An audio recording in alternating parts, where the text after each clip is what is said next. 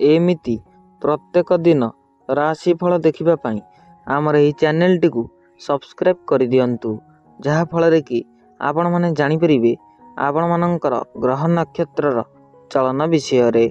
नमस्कार प्रिय दर्शक बंधु, आज आमे जानिबा मकर राशि व्यक्ति विशेष मानकर जीवन रे एही सेप्टेम्बर मास रे किपरि जीवनटा कटिबाकू जाउअछि एवं आपणक जीवन रे कौन सबु बड़ परिवर्तन हबाकू जाउअछि।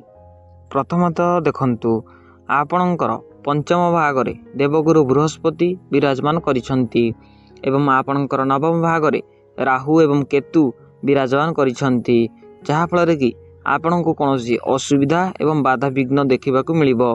किंतु आपणकर पंचम भागरे देवगुरु बृहस्पति थिबारु आपणको बाधा विघ्नरु किछि तो समय पई आपणको दूरेई देई पारिबे।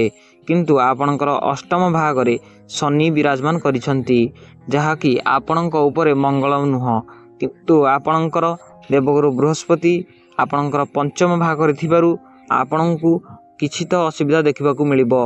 किंतु आपणकर अष्टम भागरे शनि एवं नवम भागरे राहु केतु एकत्र थिबारु आपणको अनेक मात्रार बाधा विघ्न देखिबाकू मिलिबो। आपणकर कोनोसी मान सम्मान हानि होई जिवो एवं आपणकर स्वास्थ्य जनित रोग मध्य बाहरिबो, जेपरि कि आपणकर कोनोसी श्वास जनित रोग होउ किंबा आपणकर कोनोसी पेट गैस जनित रोग होउ। जदि आपण मकर राशि व्यक्ति विशेष होइतांती एवं ईश्वर को सच्चा हृदय विश्वास करुथांती, तेबे शनिदेव को प्रत्येक शनिवार दिन जाई जल अर्पण करंतु एवं दूरदूर फूल मध्य अर्पण करंतु, जहा फल कि शनिदेव संतुष्ट हो पारंती। कारण दुईटी ग्रह रे आपणकर शनि एवं राहु केतु विराजमान करिसंती, जहा आपन पई अमंगल अटे।